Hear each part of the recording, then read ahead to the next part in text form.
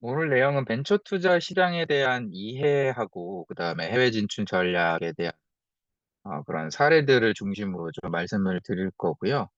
해외 진출 전략에 대한 내용을 진행하면서 실제 진출한 사례들 그리고 해외 투자를 유치한 사례들도 좀 같이 설명을 드리고자 합니다.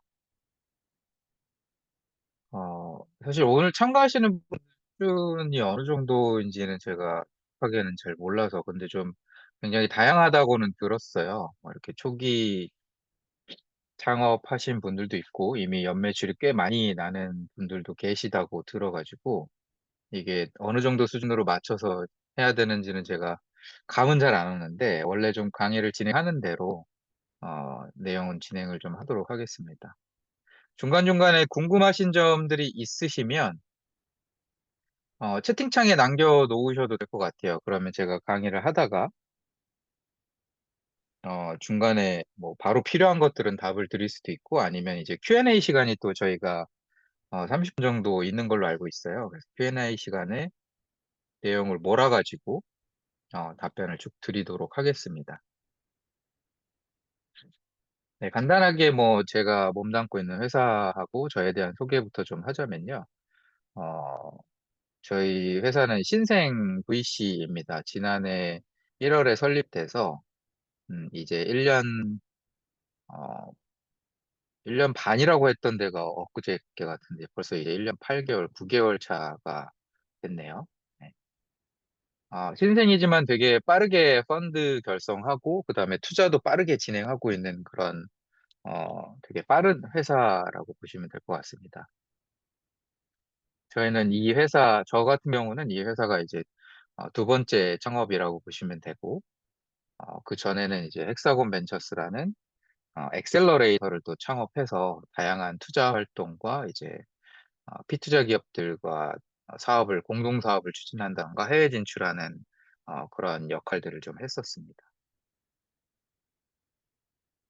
지금 트리거 투자 파트너스에서 운영하고 있는 펀드는 총 어, 6개 펀드이고요. 이 중에 블라인드 펀드가 4개가 있습니다. 그리고 저희가 주로 투자를 하는 단계는 프리 A 단계부터 시리즈 A, B 그리고 중간은 좀 건너뛰고 이제 상장 직전에 프리 IPO 투자를 주로 하고 있습니다. 전체 운용 규모는 900억 정도 운용을 하고 있습니다. 저희가 투자했던 그런 회사들에 대한 포트폴리오들이고요. 저희는 이제 VC 출신, 그다음에 PE, 스타트업 출신, 그리고 이제 금융권 출신들로 되어 있는 그러한 투자사라고 보시면 될 것 같습니다. 저는 뭐 다양한 활동을 하고 있고요. 제가 직접 창업했던 헥사곤 벤처스에서는 한 60억 정도 투자 집행을 했고, 그다음에 지금 있는 회사에서 어, 벌써 뭐 한 200억 이상 투자를 집행을 해서 한 240억 정도 투자를 집행을 해서 한 300억 정도 투자 유치와 투자 집행을 한 이력을 가지고 있습니다. 오늘 내용은 이렇게 쭉 구성이 되어 있는데요. 엔젤과 벤처 캐피탈 투자 시장에 대한 이해, 그리고 이제 생태계 용어 등 이런 것들, 그다음에 벤처 투자 시장 자체를 이해하기 위해서 어떤 것들을 알고, 그다음에 창업자들이 준비해야 되는지에 대한 내용 위주로 내용이 구성이 되어 있고요.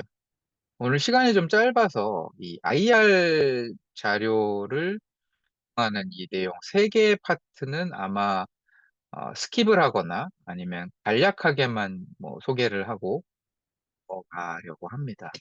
오늘 내용이 이제 IR 자료 제작보다는 이런 투자 시장에 대한 이해와 해외 진출에 대한 내용으로 이루어져 있는 걸로 제가 이해를 하고 있어서 요 세 개 파트는 제가 간단하게만 짚고 넘어가도록 하겠습니다. 우선 이제 투자를 유치하시려면 기본적으로 엔젤 투자 그리고 벤처 캐피탈 투자 시장에 대한 이해가 선행이 되어야 됩니다. 그래서 그거에 대한 설명을 먼저 좀 드리도록 하겠습니다. 투자를 받는 단계별로 투자 주체와 투자자들이 다 다르게 구성이 되어 있습니다. 그래서 이런 단계를 좀 명확하게 이해를 하고 투자를 유치하는데 좀 용이할 수 있다. 일 것 같아요. 그래서 보시면 단계별로 이렇게 제일 아래쪽에 투자 단계가 나눠져 있는데요. 시드머니, 그리고 시리즈 A, 시리즈 B, C, pre-IPO 순으로 이렇게 구성이 되어 있습니다. 사실 이렇게 구분을 해놓긴 했지만, 요즘에는 이 중간 시드머니와 시리즈 A 단계 중간에 프리-A 단계도 있고요. 그리고 이런 시리즈 A 단계 브릿지 투자를 받기도 하고요. 여러 가지가 있어서 그거는 이제 실무를 하시면서 배워 나가시면 될 것 같고요. ABC 다음에 프리 IPO라고만 이제 해놨지만 사실 이게 무한정으로 늘어날 수 있는 여지가 있습니다. A, B, C, D, E, F, G 계속 늘어난다고 보시면 될 것 같고, 회사의 규모가 크고 투자를 많이 받을수록 이 단계가 계속 늘어지게 되겠죠.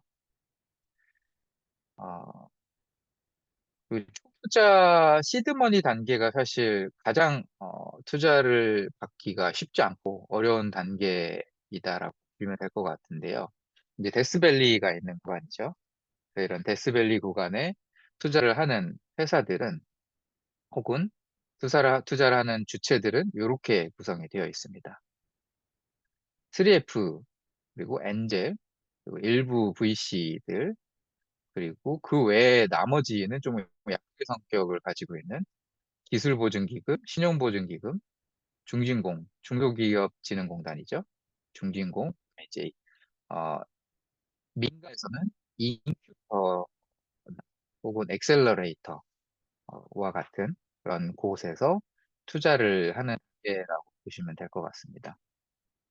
클라우드 펀딩도 일어나긴 하는데요. 최근에는 사실 클라우드 펀딩 쪽이 많이 좀 퇴색되기도 했고, 뒷단 투자하시는 분들이 또 이런 클라우드 펀딩을 그렇게 좋아하지 않아서 개인들이 너무 많이 들어와 있으면 이제 꺼려하는 것들도 있고요. 그다음에 이게 50명 이상의 개인 투자자들이 있으면 어, 또이 공모 이슈가 있어가지고 좀 복잡해집니다. 회사에서 좀 준비해야 될 것도 많아지고 정식으로 이렇게 투자 유치를 하신다면, 그래서 클라우드 펀딩은 그 의미가 많이 퇴색되고 있다. 하지만 아직도 뭐 진행이 되고 있긴 합니다. 그래서 이 1년 차에서 3년 차 사이에는 이런 투자 주체들이 투자를 하고 있고요. 아마 얘기를 좀 많이 들어보셨을 텐데, 엔젤이나 3F 같은 경우는 뭘까요? 이렇게 뭐 농담 반 진담 반으로 저희가 이제 얘기하는 게 패밀리, 프렌드, 그리고 폴리시, 바보들만 투자하는 단계다. 뭐 이렇게 얘기를 하죠. 왜냐하면 3년에 망하는 회사의 비율이 70% 정도 됩니다. 3년이 지나면 자연스럽게 70%도 망하고 나머지 30%만 남게 되는 거죠. 그 3년이라는 데스밸리를 겪고 나면 그 다음에 어, 시리즈 A 투자를 받게 됩니다. 사실 첫 투자 받는 것을 시리즈 A 투자를 시리즈 A라고 얘기를 해 왔었는데요. 이제 시드 단에서 전문 기관이나 민간 투자사들이 생기면서 지금은 시드머니 단에서도 투자를 많이 하고 있습니다. 그래서 각 단계별로 이제 기업들이 하는 활동들이나 이런 것들을 좀 한번 살펴보시면 될 것 같고요. 오늘은 이제 투자 생태계에 대한 이해를 중심으로 강의를 하니까 투자 관련된 내용을 위주로 말씀을 드리도록 하겠습니다. 그리고 시리즈 A 단부터는 이제 VC가 주로 를 하는 단계라고 보시면 될 것 같습니다. VC는 이제 벤처 캐피탈의 한국어로는 이제 창업 투자 회사라고도 하죠. 원래는 초기 시리즈 A, B 요 정도 단계는 VC들 위주로 투자가 집행이 됐어요. 근데 요즘에는 신기술 사업, 신기사라고도 얘기하는데 신기사나 각종 기관 자금도 투자가 집행이 되고 있습니다. 심지어는 이제 은행들에서 이제 PI 자금이라고 하는데 한 10억까지는 팀장 정결로 투자가 되거든요. 그런 자금들도 초기 투자를 하는 것이 한때 네, 유행했었습니다. 2000년도부터 2020년도부터 2023년도까지 좀 시장에 거품이 꼈을 때는 초기 투자를 해야 계속 우리가 권리를 가져갈 수 있다라는 생각이 들어서 이게 회사가 성장하고 좋아질수록 단계가 올라가면 투자를 하고 싶어도 못 하게 되는 막 그런 시점들이 있었거든요. 그래서 이제 이런 증권사 PI 자금 같은 경우도 초기 투자를 하는 경우도 상당히 많이 있었습니다. 심지어 시드 단에 투자를 하는 경우도 많이 있었습니다. 다만 음, 최근에는 시장이 어려워지고 투자가 단계별로 이렇게 일어나지 않게 되다 보니까 그런 형태의 투자는 많이 줄어들었습니다. 그래서 이렇게 음, 운용사라던가 증권사, 각종 기관에서 투자를 하던 이런 벤처 투자자 많이 좀 줄어들었고, 원래 본인들이 원래의 역할을 해야 되는 PIPO 투자 위주로 많이 집행이 되고 있습니다. 그래서 A, B, C, D 여러 단계를 거쳐서 회사가 성장하게 되면 상장하기 직전 단계라고 얘기를 하죠. 말씀드렸던 것처럼 이 단계에서는 증권사라던가 자산운용사, 사모펀드, 은행 캐피탈 등 각종 금융사에서 하는 단계입니다. 이렇게 매년 사실 한 번씩 투자를 하면서 기업 밸류를 그리고 그 기업 밸류를 바탕으로 또 투자금을 받아서 회사를 성장시키는 게 그동안 벤처 캐피탈 시장에서는 진행이 되어 왔었는데요. 단계별로 기업 밸류는 시장에서 통용되는 밸류는 2배에서 3배 정도가 됩니다. 좀 시장이 많이 고평가됐을 때는 3배, 심지어는 뭐 5배까지도 뭐 이렇게 밸류를 올려서 투자를 받기도 했는데 요새는 뭐 2배 정도 밸류를 올려서 투자를 받으면 적절한 수치다라고 생각하시면 될 것 같습니다. 물론 따져도 요즘에는 더 낮춰서 받으려고 하는 경우들이 많이 있습니다.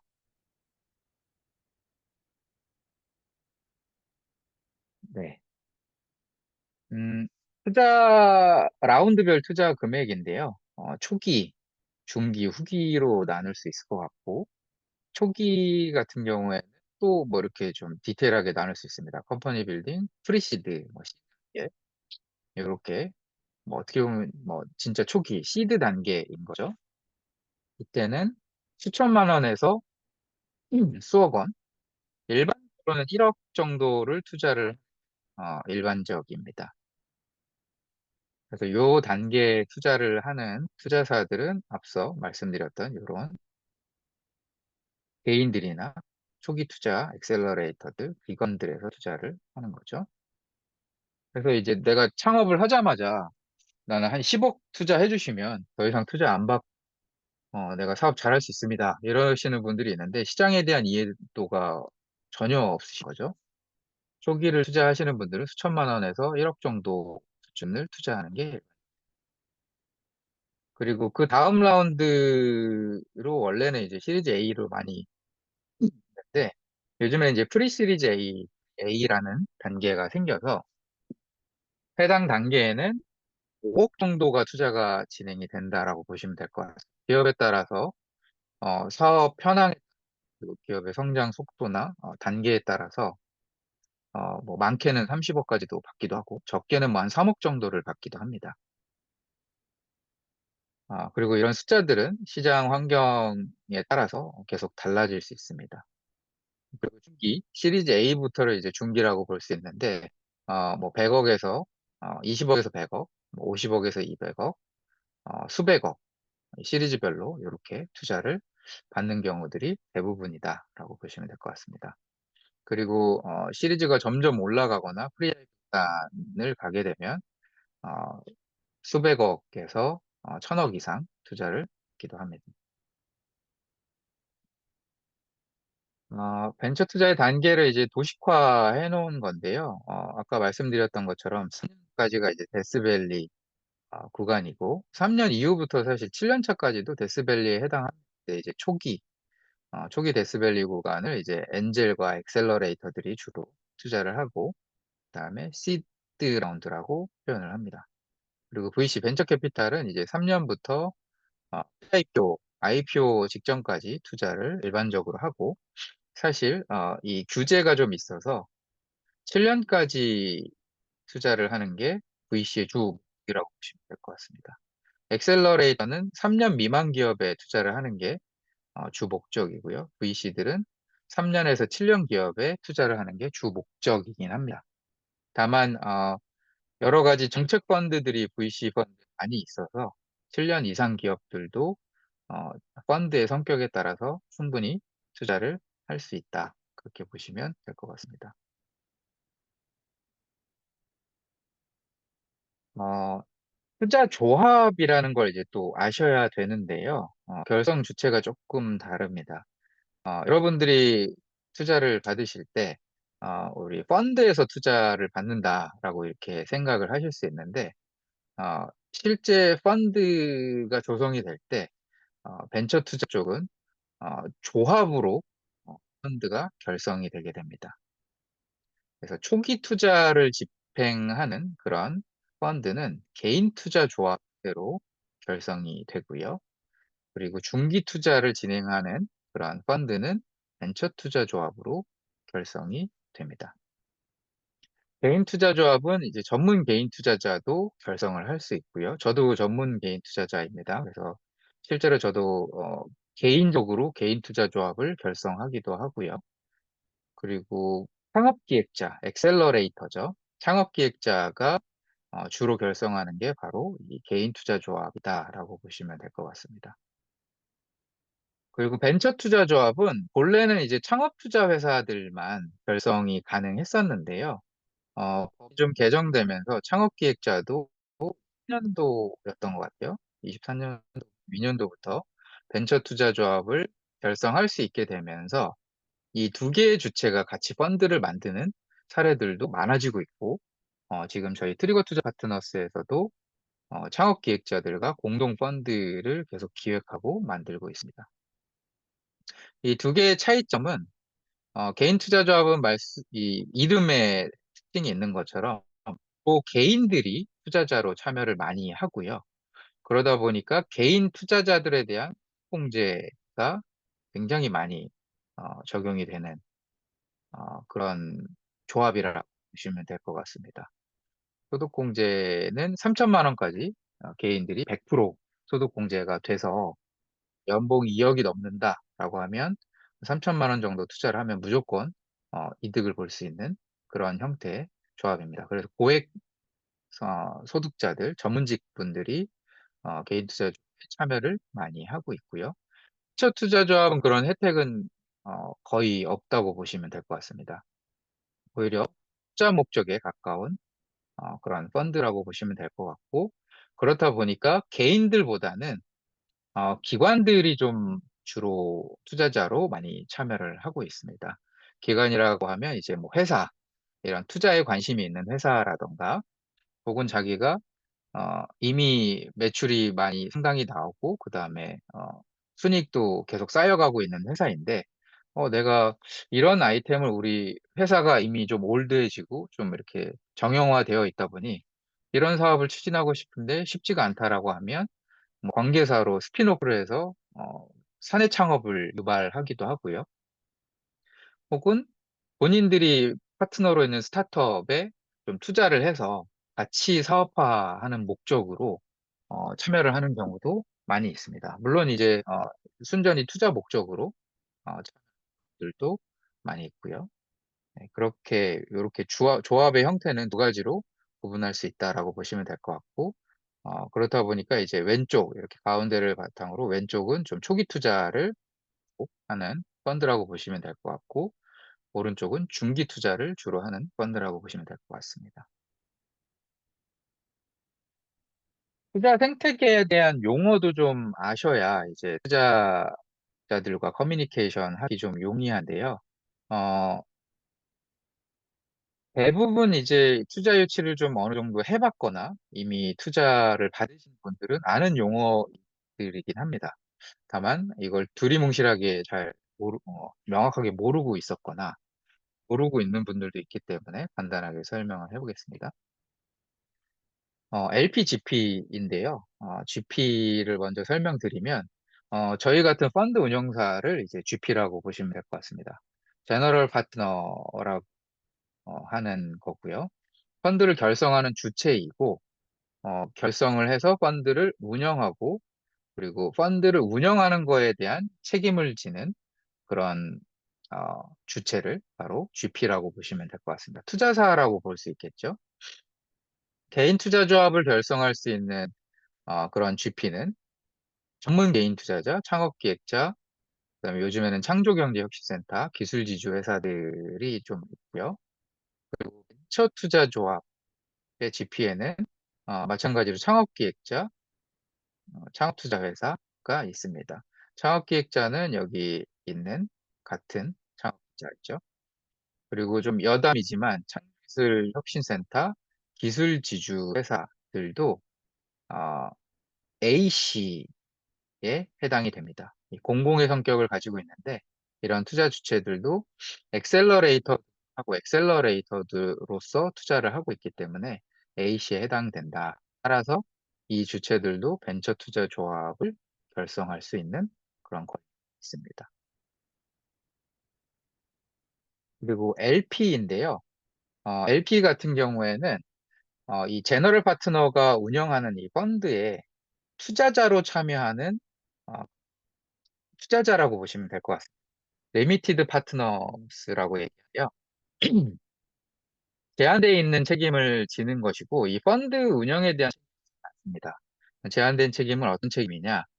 이 펀드가 망가졌을 때, 펀드의 수익률이 안 좋거나 펀드가 성산을 했는데 마이너스가 났을 때 본인이 투자한 투자 그 자금에 대한 그런 책임을 지시면 됩니다. 그래서 내가 가령 1억을 투자했는데 우리 펀드가 망해서 반토막이 났다. 그러면 이제 5천만 원만 가져가셔야 되는 거죠. 그래서 그런 의미에서 이 전체에 대한 책임이 아니라 내가 투자한 만큼의 투자금에 대한 책임만 진다라고 해서 리미티드 파트너라고 얘기를 합니다. 투자자라고 간단하게 생각하시면 될 것 같고요. 프리와 포스트 개념이 있는데요. 이게 생각보다 상당히 투자를 받는 측과 투자를 하는 측에서 서로 엇갈리거나 커뮤니케이션 미스가 많이 나는 부분이고요. 가장 여러 가지 목적 쓸 수 있는 용어인데 가장 많이 활용하는 개념 중에 하나가 밸류에이션을 정의하는 용어와 그 다음에 시리즈 단계를 구분하는 데 사용을 합니다. 가령 뭐 프리 A라는 단계가 있다고 했었죠. 시리즈 A 단계가 이제 첫 투자 단계라면 프리 A 단계는 바로 그 전 단계를 프리 A라고 하는 거죠. 그냥 시리즈 B가 투자를 받는데 그 중간에 투자를 받으면 프리 B 단계라고 좀 볼 수 있겠죠. 이미 A를 받았다면. 물론 일반적으로는 이제 브릿지 투자라고도 얘기를 많이 하는데 그렇게 구분을 하기도 한다. 그것보다는 이제 밸류에이션을 정의하는 용어로 많이 활용이 되는데요. 어, 뭐 이미 영어에서 아시겠지만 사전을 의미하고 포스트는 사후를 의미하기 때문에 밸류에이션을 정의할 때 프리 100억인지 우리 회사의 가치가 100억이라고만 얘기를 하면 서로 헷갈립니다. 저희 회사는 100억 밸류로 10억을 투자 받으려고 합니다. 라고 했을 때, 아, 투자자들은, 그러면 10억을 넣으면 100억이 되는구나. 라고 사후 개념으로 이해를 많이 하고요. 투자를 받는 측은, 아, 100억에 10억을 받으면 110억의 회사가 되겠구나. 라고 의미하는 경우가 대부분입니다. 어, 100억을 기준으로 하게 되면 10억을 투자를 한다고 했을 때 100억이 되는 것은 실제로는 90억의 회사 가치에서 10억을 투자해서 100억이 되는 게 되겠죠.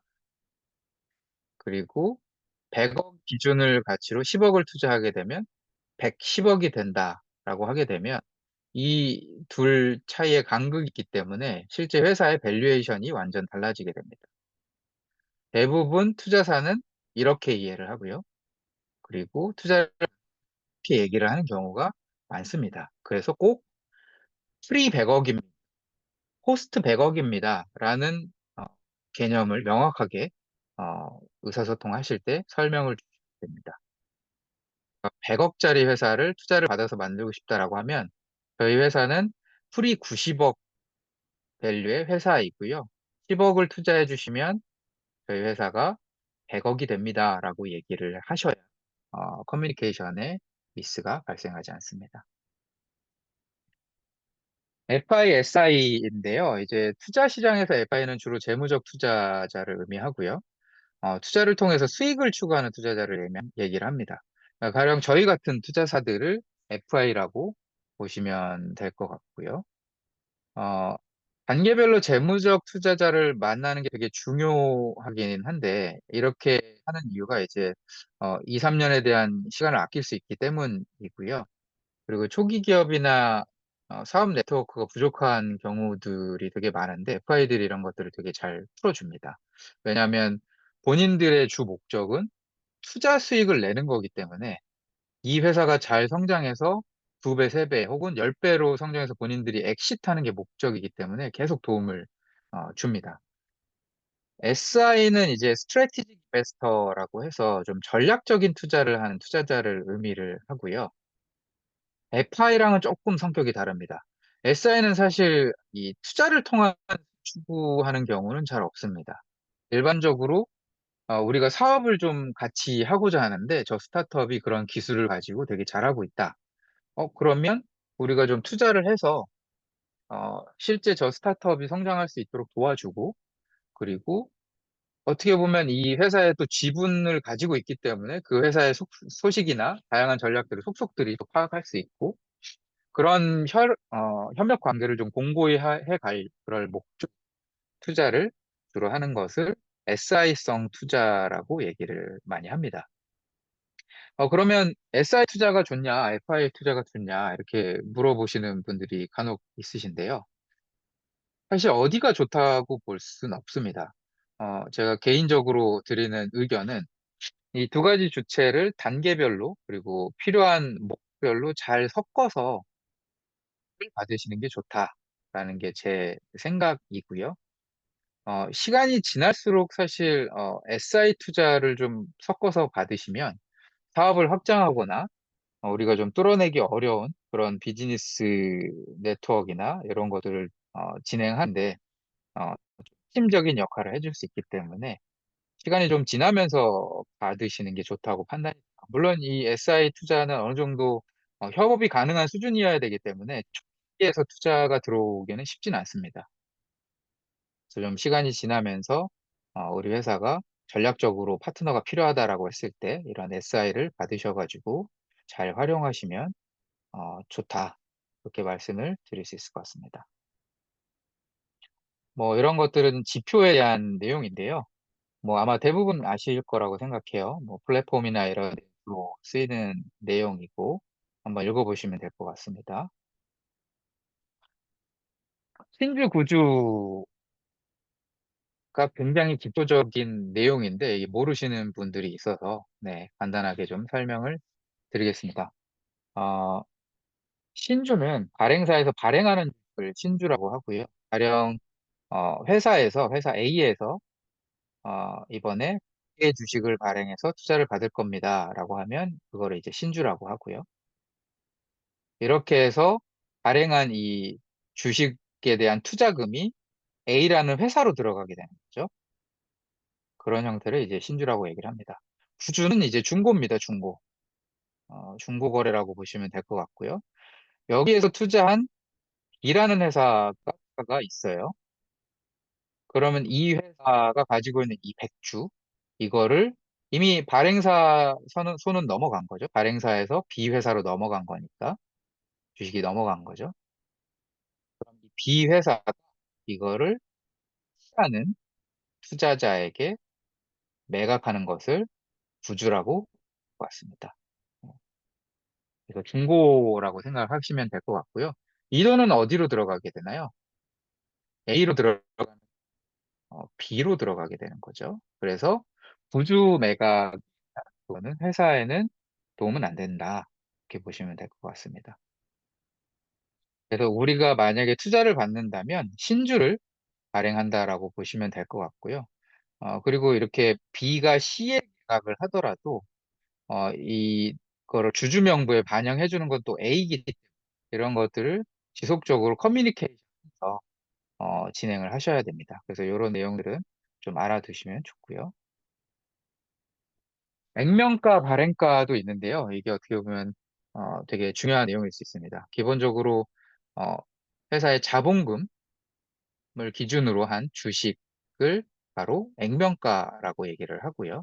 우리 회사의 자본금이 1억이면 발행 주식수로 나눴을 때의 그 가격을 액면가라고 보시면 될 것 같습니다.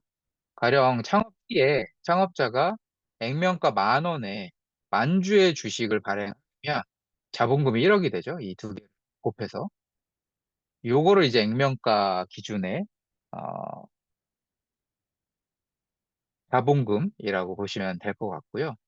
자본금이 1억인데 1억을 투자를 받게 되면 50대 50이죠. 그러면 50%가 날아가.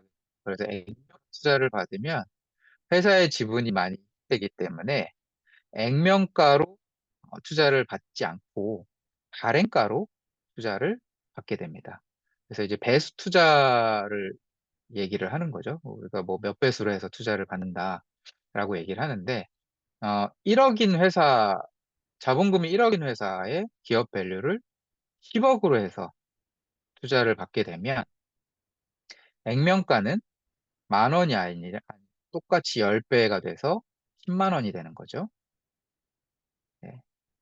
이렇게 투자를 진행을 하시게 되기 때문에 꼭 알아두셔야 되는 그런 내용입니다.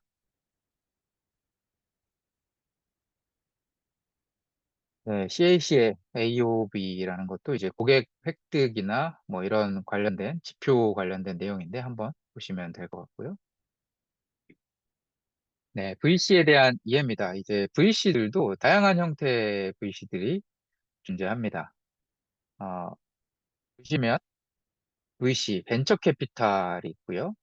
그다음에 LLC형 VC가 있습니다. 저희 회사 같은 회사를 이제 LLC형 VC라고 얘기해요. 그다음에 신기술 투자 회사, 뭐 PF, 증권사 자산운용, 그리고 CVC 이런 형태가 어, 다양한 형태의 회사들이 있고요. 각 라운드별로 투자를 하는 금액이라던가 라운드가 좀 다릅니다. 그래서 이제 VC들은 프리 시리즈 A나 A, B 정도에 주로 투자를 하고요. 일반적으로는 시리즈 A 단계까지를 가장 많이 투자를 하죠. 그리고 일부 VC와 그 다음에 신기술 투자회사 PEF들은 BC, 그 다음에 프리-IPO 단계까지 투자를 많이 합니다. PEF는 조금 더 높은 밸류일 때 투자를 많이 하고요. 투자금은 초기 투자 벤처 캐피탈 단계, 시리즈 A 단계에는 10억에서 50억, 그리고 이제 요거 이제 투자 회사별로 겁니다. 그리고 시리즈 B 이상일 때는 별로 10억에서 많게는 뭐 200억까지도 투자를 하고요.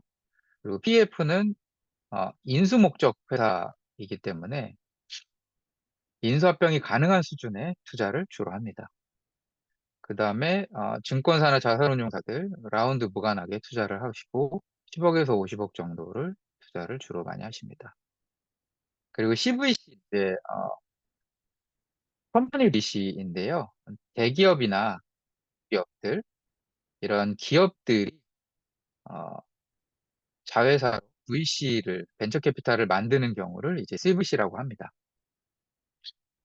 여러 단계를 다 투자를 하고 투자금도 뭐 1억부터 인수합병 가능한 수준까지 투자. 물론 이제 인수합병을 진행할 때는 CVC에서 돈을 다 이 계열사 대기업에서 인수를 하는 경우가 대부분이죠. 뭐 보시면 알겠지만 목적이 어, 눈에 보이죠. 같이 그 중에 또 공동사업을 하다 괜찮은 회사들이 있으면 향후에 인수합병까지 하고 투자를 집행하는 그런 기관이 될 것 같습니다. 물론 이것뿐만 아니라 쪽으로 투자를 하는 경우도 상당히 요즘에는 많이 어, 엑셀러레이팅에 대한 이해인데요. 사실, 엑셀러레이터들이 VC단 전에 투자를 하고 많이 하는 활동이고요. 창업 기업에 대한 진단이나 컨설팅, 그리고 멘토링이나 투자 역량 강화, 데모데이 같은 것들을 운영하면서 계속 IR을 시키고, 그 다음에 이런 것들을 보육 훈련을 통해서 학습을 시키는 과정 거치고, 그 다음에 비즈니스 모델이 좀 엉망인 경우들이 되게 많아요, 사실. 대부분 그래요. 그래서 이런 것들을 좀 구체화해주고, 지원 사업을 통해서 좀 지원해서 좀 고도화해주는 역할을 하고 있습니다. 그 역할을 단계에서 하시면 될 것 같고, 그 이후에는 이제 VC에서 기술 사업화라던가 이제 제조업 기반의 제조 시설을 확충하는 데는 이제 VC단의 투자를 받아서 진행이 되는 거죠. 그 단계가 지나면 이제 해외 진출까지 진행하는 어, 그런 단계를 VC들이 좀 도와주고 있다라고 보시면 될 것 같습니다.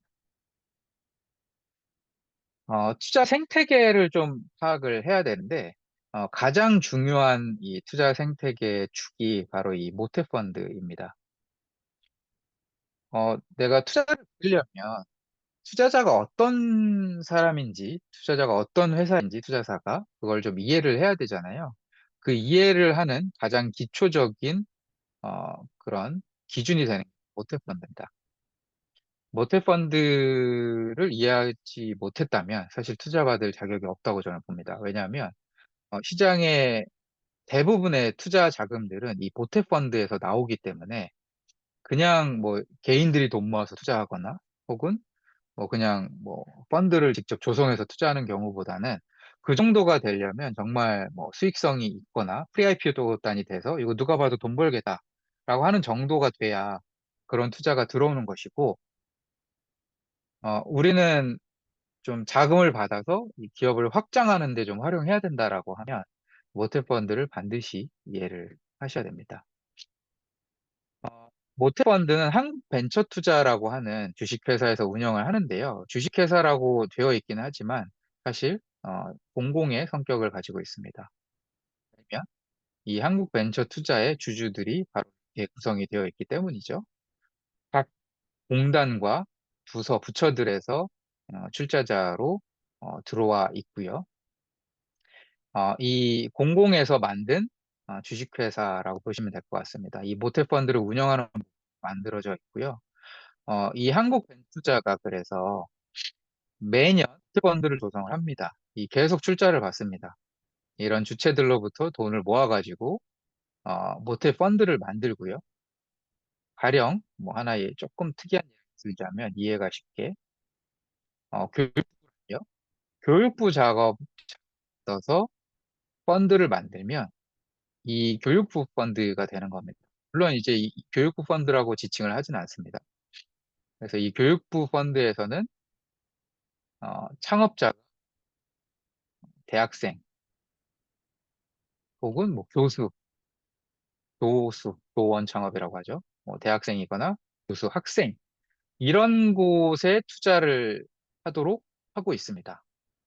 이렇게 단적인 예를 드린 이유는 이런 주체들에만 투자를 할 수 있기 때문에 이런 교육부에서 만든 어, 펀드, 업무집행조합원이 조성을 하게 되는 거죠. 교육부에서 만든 이 펀드 GP가 선정이 되게 되면 여기서 운영하는 펀드, 그 해당 펀드는 이런 목적으로만, 그러면 어, 이런 목적으로 투자를 해야 되는데, 가령 전혀 관련 없는 회사가 와서 이 펀드에 투자를 해달라고 투자가 일어나지 않는 거죠. 그래서 보시면 이렇게 분야들이 나눠져 있습니다. 비대면, 백신 바이오 펀드 운영하는 회사에 가가지고, 어, 전혀 관계없는 스타트업 플랫폼을 운영하는 회사가 투자를 해달라고 하면 투자를 못 한다는 얘기죠.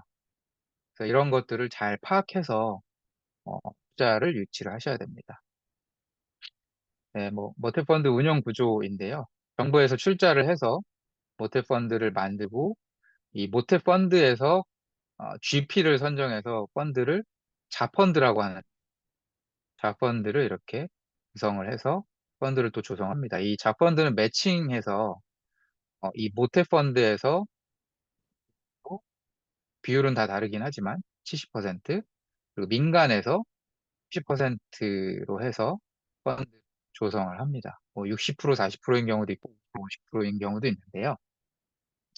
어, 요걸 예시를 들자면 정부 모태 펀드 정부 자금이 많기 때문에 경쟁률이 좀 높겠죠. 타가려고 하겠죠. 그리고 민간 자금은 상대적으로 30%밖에 안 됩니다. 당연히 이 펀드의 주 운영 목적인 이 주체, 70%의 자금을 댄 주체에서 원하는 대로 이 펀드를 운영할 수밖에 없습니다. 그렇기 때문에 이 펀드 목적에 맞는 그런 투자를 할 수밖에 없는 그런 펀드라고 보시면 될 것 같습니다. 주목적 분야의 정의인데요. 이게 한번 스터디를 좀 해보세요. 한국벤처투자라고 KVIC라고 하는 어, 한국벤처투자 주식회사에서 공고를 매년 내는데 어, 공고를 통해서 한번 살펴보시면 됩니다. 각각 이가 다르게 정해져 있습니다. 창업 초기 분야는 어, 업력 3년 이내라고 되어 있죠. 뭐 연간 매출액이 20억을 넘지 않는 이런 곳에만 창업 초기 펀드라고 보시면 될 것 같습니다. 네, 뭐 청년 창업도 있고요. 여성 기업 펀드도 있고, 여성 기업 펀드는 여성 회사, 여성이 최대주주이거나 임원이거나 뭐 이런 경우, 혹은 뭐 임직원 중 여성 20% 이상인 경우. 이런 경우에 이제 여성 입장에서 이 펀드에서 투자를 할 수 있는 거죠. 그리고 지방 기업이라던가 뭐 다양한 그런 주목적이 정의가 되어 있습니다. 이 주목적에 맞는 우리 회사가 나는 주목적이 나는 여성 기업에 해당하겠는데 혹은 뭐 이런 미래 환경 산업에 해당하겠는데 혹은 우리는 스마트 공장에 해당하겠는데 이런 것들을 좀 파악을 하고 그런 펀드를 운영하는 곳에 투자를 해달라라고 요청을 해야 되죠. 네, 최근에는 뭐 여러 가지 특수 목적 분야들이 또 늘어나고 있습니다. 뭐 라이콘 이런 거는 이제 소상공인에 투자를 하는 펀드입니다. 네, 다양한 것들이 많이 나오고 있는 거죠. 그다음에 뉴스페이스 같은 경우에 우주 항공 관련된 투자를 하는 거고요. 그다음에 요건 좀 큰 것들이 좀 있죠. 뭐 관광기업 육성이라던가 스포츠 산업 육성 그런 관광 관련된 회사들, 스포츠 관련된 회사들에 주로 투자를 하는 어, 특수 목적 펀드라고 보시면 될 것 같습니다. 출자 재원은 여러 경로가 있는데요. 어, 앞에 쭉 설명드렸던 내용은 이제 한국 벤처 투자를 중심으로 제가 설명을 드린 거고, 각 출자 기관들이 있습니다. 산업은행도 있고요. 성장금융, 한국성장금융도 있고, 농구먼, 최근에 농구먼이 좀 핫하죠. 여기 규모가 되게 커지고 있어서 농업정책보험금융원 이제 농협이라고 보시면 될 것 같습니다. 농협의 이제 자회사 형태인 거죠. 그리고 한국통신사업자연합회, 요거는 이제 가 SK 이런 데에서 같이 만든 그런 곳이라고 보시면 될 것 같아요. 국민연금, 뭐 공제회, 우정사업본부, 중소기업은행 이제 엄청 많습니다. 요즘에 이런 들이 계속 출자를 하거나 실제 모펀드를 운영하는 역할을 하고 있습니다. 이런 것들을 각 주체별로 다 파악을 해서 나한테 맞는 게 무엇인가 이런 것들을 좀 파악해서 가시면 좋죠. 내가 하는 사업 분야가 농업이다 혹은 수산 관련된 뭐 어업 분야다라고 하면 농구먼으로 가셔야 됩니다. 한국 벤처 투자의 펀드보다는 이쪽에서 내가 투자받을 수 있는 재원이 많이 있습니다. 그리고 내가 핀트라던가 뭐 어, 가령 뭐 통신 관련된 그런 것들을 많이 하면 통신사업자연합회에서 운영하는 펀드에서 그런 것들을 많이 지원을 하고 있고요. 그래서 농식품 모태펀드만 하나 간단하게 좀 설명을 좀 드리겠습니다. 그러면 농식품 일반, 스마트 농업, 푸드테크, 영파머스, 어, 그린바이, 반려동물, 전통주 이런 식으로 좀 특수 목적의 농업 관련된 푸드들이 생기고 있죠. 그리고 뭐 블루푸드 라던가 뭐 세컨더리도 있고요. 수산 쪽에서는 또 블루푸드 테크와 같은 그런 펀드들이 결성이 계속 되고 있습니다. 이게 규모가 상당히 큽니다. 뭐 실제 결성되는 총액이 24년도 기준으로 총 900억 원 이상, 2천억 정도 수준으로 이미 많이 커져서 이쪽 자금이 좀 많기 때문에 한번 살펴보시면 좋을 것 같고요. 그리고 오른쪽은 이제 한국 성장도 좀 규모가 큽니다. 이쪽에서 나오는 펀드들도 잘 지켜봐서 나한테 맞는 게 있다라고 하면 펀드를 운영하는 그런 회사들을 잘 찾아서 이 각 운영사들 홈페이지에 들어가면 그 펀드 운영이 나와 있거든요. 그리고 공고문 같은 거 찾아 어떤 회사가 어떤 펀드에 선정이 됐는지도 나오니까 그런 것들을 찾아가지고 어, 홀드메일 보내시면 안 되고요. 홀드메일 거의 답이 없습니다.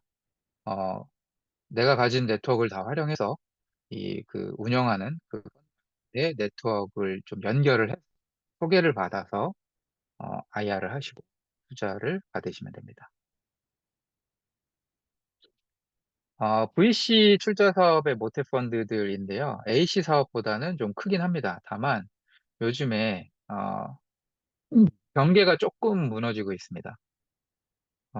여기 오른쪽에 보시면 블루포인트 파트너스 같은 경우에는 뭐 A씨죠. 물론 이제 창업 초기여가지고 지원을 하시긴 했는데 A씨와의 경계가 조금 모호해지고 있고요. 이건 이제 대학 창업 펀드인데요. 아까 말씀드렸던 이제 교육부에서 나온 그런 펀드입니다. 근데 보시면 대학 창업 펀드들은 기존에 이제 어, 좀 제한 조건이 있어요. 기술 지주들만 주로 기술 지주들이 어, 펀드의 GP로 참여를 할 수가 있습니다. 이게 이제 A씨에 해당한다고 말씀드렸죠. 근데 이렇게 보시면 VC들 요즘에는 많이 뛰어들고 있습니다. 네, 여기도 벤처, 벤처박스는 A씨네요. 네. 아무튼 요즘에 이런 VC들도 이런 A씨 펀드에도 진출하는 경우도 많이 생기고 있습니다. 네, 요거 이제 주요 위치 리스트인데요. 한번 쭉 보시면 될 것 같아요. 여기 나와 있는 이 A씨 리스트들은 그래도 어느 정도 공공의 성격을 지니고 있거나 이미 검증된 회사들을 제가 쭉 나열한 거여서 여기에 있는 회사들의 초기 투자를 받으시면 많은 도움을 받으실 수 있다. 그렇게 보시면 될 것 같습니다. 요거 이제 VC 리스트고요. 마찬가지로 어느 정도 검증이 된 그런 VC들입니다. 여기에 나와 있는 VC들은 제가 사실 이걸 그 기보와 신보의 파트너스들을 모아온 거기 때문에 공공기관에서 인정하는 그런 A씨와 VC들이라고 보시면 될 것 같습니다. 이거 실제로 쭉 다 정리해가지고 가죠. 여기에 있는 회사들은 대부분 다 공공기관에서 인정하는 그런 VC와 A씨들이다라고 보시면 될 것 같습니다. 네, 투자 유치 시 창업자들이 꼭 알아야 할 것들입니다. 우선 특히 초기 기업일수록 가치 평가를 어떻게 해야 되나 뭐 이런 제가 질문을 드리는데 이게 현장 강의면 제가 질문도 좀 하고 그러는데 어, 일반적으로 이게 가장 혼란스러운 우리 회사의 가치는 얼마일까요? 왜냐하면 회사의 가치를 매기려면 매출이 나거나 세일즈, 레비뉴, 뭐 영업이익이 나거나 아니면 뭐 넷인컴, 순이익이 나고 뭐 이런 것들이 있어야 되는데 저희는 기술밖에 없는데요. 이런 경우에 가치 평가를 어떻게 해야 될까요? 이런 질문을 하는 경우가 있어요. 그래서 뭐 다양한 방식으로 뭐 합니다. 뭐 실제 투자가 들어갔을 때 매출이 바로 발생할 수 있으면 뭐 3개년치 평균을 내서 뭐 매출로 해서 PSR, Price Sales Ratio죠. 네. 판매된 그 매출을 가지고 뭐 한다던가 아니면 뭐 우리가 조금이라도 수익이 나면 뭐 PER은 뭐 일반적으로 증권시장에서 많이 쓰이는 경우죠. 라든가 아니면 뭐 에비타를 활용한다던가 여러 가지 방법이 있는데 사실 초기 기업들은 이거 다 가져갈 필요가 없습니다. 네. 그냥 일반적으로 이제 시장에서 통용되는 가치가 있습니다. 네. 3억에서 50억 정도가 일반적으로 첫 투자, 시드 단계를 받으실 때 통용되는 거고요. 저는 갔더니 10억 부르시던데요. 네, 그런 경우 많이 있습니다. 요즘에 시장도 많이 안 좋아졌고, 그다음에 이제 팁스 운영사라던가 R&D 과제를 많이 지원해 줄 수 있는 이런 곳들은 10억으로 많이 협의가 들어옵니다. 그래서 시장에서 이런 일반적인 밸류가 정해져 있어서 저희 회사는 기술을 제가 그동안 연구 개발 넣은 것 같습니다. 이 교수님들이 주로 하시 R&D 과제를 한 100억은 이미 세워서 우리 회사의 가치는 이미 100억입니다. 이거 뭐 씨알도 안 맥힙니다. 이런 거 잘 안 통하고요. 요즘 시장에는. 이게 2023년도는 가능했어요. 2022년도하고 22년도는 굉장히 많이 꼈을 때여가지고 창업하자마자 이제 장표 10장짜리 하나 만들어 오고 저희 100억입니다 해도 투자가 일어나는 경우도 종종 있었습니다. 저는 아 도대체 저런 투자는 누가 하는가 이런 걱정도 하고 했는데 실제로 투자를 받으시는 경우도 있더라고요. 네, 아무튼 일반적으로 시장에서 통용되는 기업의 가치는 정해져 있습니다. 30억이 가장 일반적이고요. 좀 높게까지 쳐주면 50억입니다. 그래서 아무리 가서 내가 우리 회사 가치 100억입니다라고 주장해봤자 씨알도 안 맥힐 겁니다. 이렇게 협의가 될 가능성이 높다. 물론 그럼에도 불구하고 이런 논리는 만드셔야 됩니다. 우리 회사의 가치가 30억이 되는 이유는 이런 여러 가지 향후의 미래 수익을 끌어오셔서 주장을 하셔야 됩니다. 가장 중요한 내용이죠. 투자를 하기 위해서 뭐 이런 것들을 고려해야 되는데 네 가지 요소가 있습니다. 투자 스테이지, 우리가 시드 단계인가 아니면 A인가 혹은 그 사이인 프리 A 단계인가 뭐 B인가 뭐 이런 것들을 파악을 스스로 하셔야 되고요. 우리는 처음 받는다. 근데 업력은 이미 됐다. 그러면 뭐 시리즈 A라고 생각을 하시면 될 것 같습니다.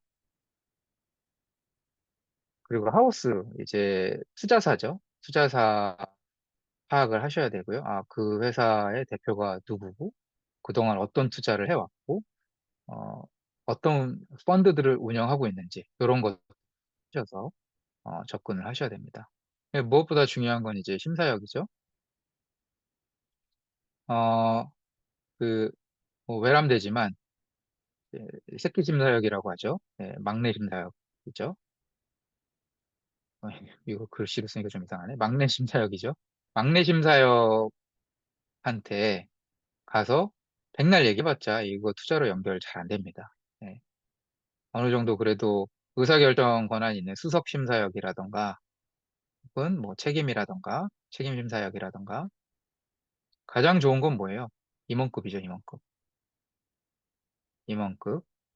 이제 대펀이라고 펀드 매니저를 이제 펀드를 총괄하고 있는 요거를 바로 만날 수 있으면 바로 연결될 가능성이 가장 높습니다. 네. 그래서 심사역을 잘 파악을 해서 나중에 콜드메일 보내지 말라고 말씀드렸잖아요.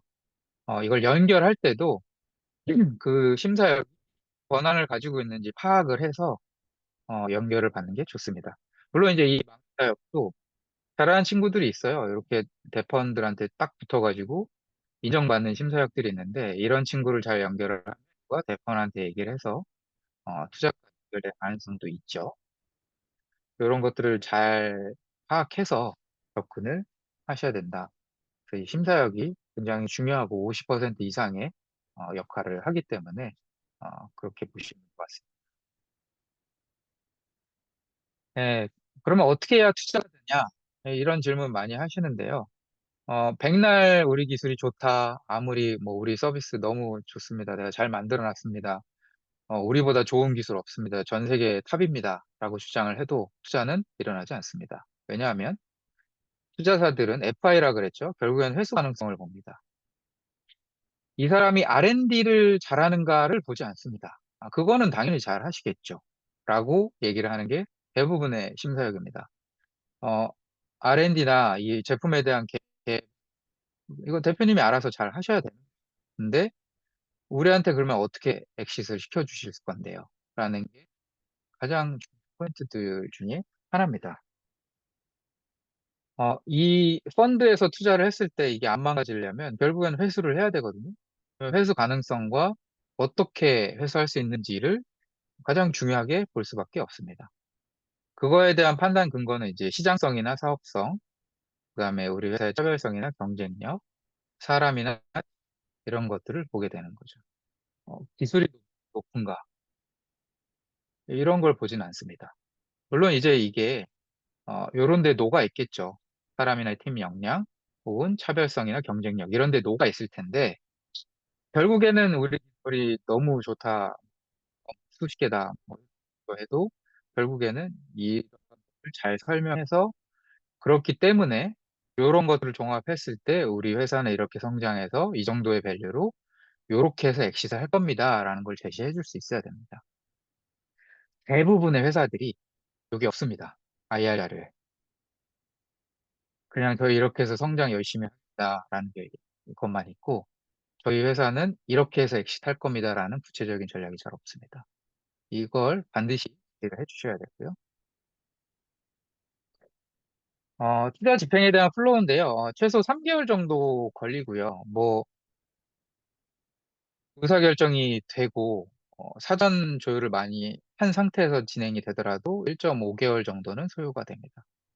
일반적으로 3개월이 걸리는 게 당연하고 특히 요즘 같은 혹한기에는 더 이 의사결정하는 게 되게 오래 걸려요, 생각보다. 왜냐면 여기 보시면 단계별로 딜 소싱이라던가 이런 심사역이 저만 해도 1년에 요즘에 더 많아진 것 같은데 한 300개, 작년까지만 해도 한 300개 정도 회사의 IR을 봤거든요. 직간접적으로. 직간접적이라는 건 직접적인 건 실제 IR까지 들어본 거. 만나서 1시간씩 들어보고요. 그다음에 어, 그런 IR 데모데이 같은 거한 15분, 10분에서 15분 들은 회사들이 직접적으로 만나본 것만 해도 한 100개는 될 거고요.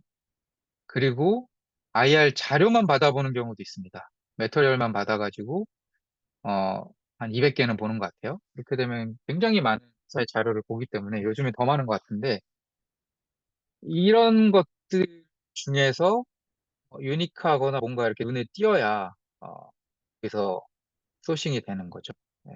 그래서 거기서 좀 잘 어필을 하는 게 필요하기 때문에 그라고 말씀드리는 겁니다. 요 기간이 걸리고요. 네, 일주일에서 3년씩 이렇게 돼 있는데 안 하고 3년 동안 하면 좀 무능한 심사역이겠죠. 네. 어찌됐건 이렇게 해서 회사가 괜찮다고 판단이 돼도 한 1년간 지켜보는 경우도 있습니다. 저도 그런 회사를 많이 있거든요.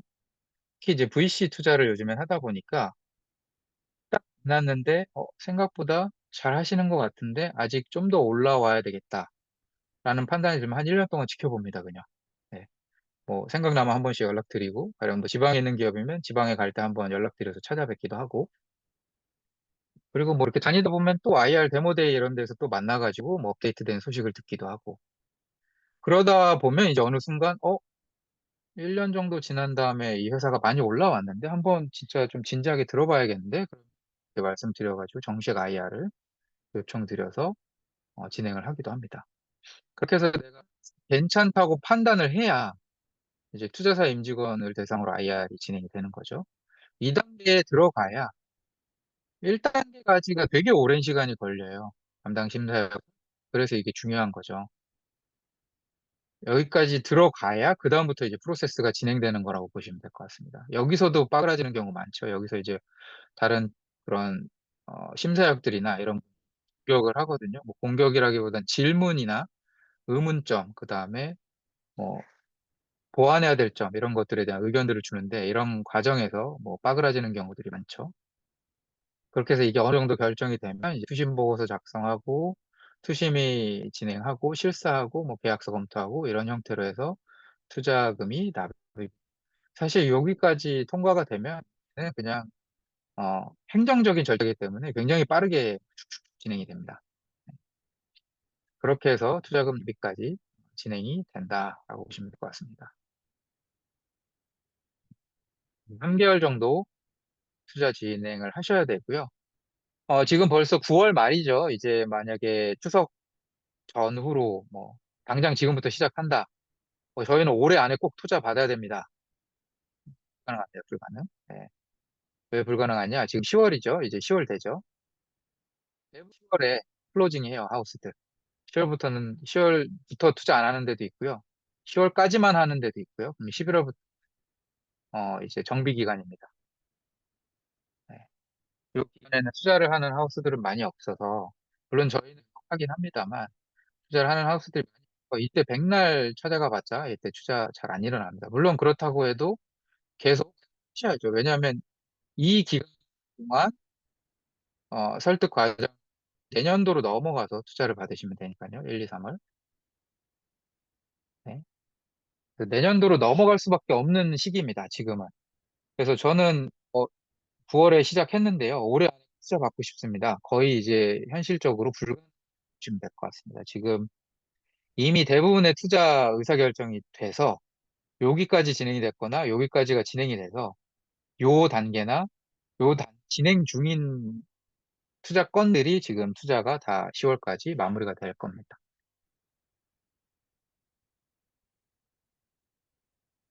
네, 그 다음에 이제 투자를 받으시는 대표님들이 조금 주의해야 될 게 이제 대부분 창업자들의 생각과 투자자들의 생각이 달라요. 네, 그 창업자 vs 투자자 되는데 요 두 개가 이제 차이가 있다라는 게 아니고 요렇게입니다. 이렇게 창업자의 인식과 투자자의 인식이 좀 다르다라는 거. 창업자들은 이렇게 생각해요. 근데 투자자들은 를 보통 생각합니다. 그게 무슨 말이냐? 저희 투자해 주시면 매출 10억 찍을 수 있습니다. 그럼 투자자들은 뭐라고 생각하냐면, 아, 그러면 1년 뒤에 5억 정도 하시겠구나, 라고 생각을 합니다. 네. 10억 하시면 진짜 잘 하신 거고, 기간은 배를 생각하고요. 목표 안으로 생각을 한다는 거죠. 네. 그래서 이거를 이제 KPI라고 하죠. KPI 숫자를 현실적으로 제시를 하시는 게 좋습니다. 너무 관되게 얘기하면, 어, 거짓말한다라고 생각을 하고요. 현실적으로 제시를 해도, 이거 말이 되는 얘기는 같지만, 그래도 한 두 배 정도 시간 더 걸릴 것 같다. 제시하신 매출보다 좀 못할 것 같다. 이렇게 인지를 하게 됩니다. 그렇기 때문에 이런 갭을 좀 채우기 위해서, 좀 정확한 KPI를 설정하는 게 중요하고요. 그리고 이런 KPI를 달성 투자사들이 굉장히 주목을 하게 되죠, 역으로. 그래서 적절한 KPI를 제시를 하고 투자사들이 만족할 만한 그렇다고 해서 과하진 않게 그걸 제시를 하고 실제로 이걸 달성해내면 그 다음에 후속 투자하는 게 굉장히 용이해집니다. 후속 투자 유치하시는 게. 그래서 이런 것들을 설정하는 것도 굉장히 중요하니까 제가 이런 내용을 준비했고요. 그리고 이 내용은 좀 잘못됐는데 여기에 들어가야 되는데 이 오른쪽 내용은 이제 각 그 산업별 캐시가 사이즈를 의미합니다. 소매체인이나 제조업 같은 경우는 이제 계단 형태로 이렇게 쭉 점진적으로 올라가고요. 이런 걸 인지하고 있기 때문에 내가 제조업을 하는데 저희는 제조업 B커브를 지나면 이렇게 올라갈 겁니다. 이거 안 통합니다. 왜냐하면 제조업 같은 경우에 특히나 이런 중간중간 캐펙스 들어갑니다. 제조 시설을 증설해야 되기 때문에.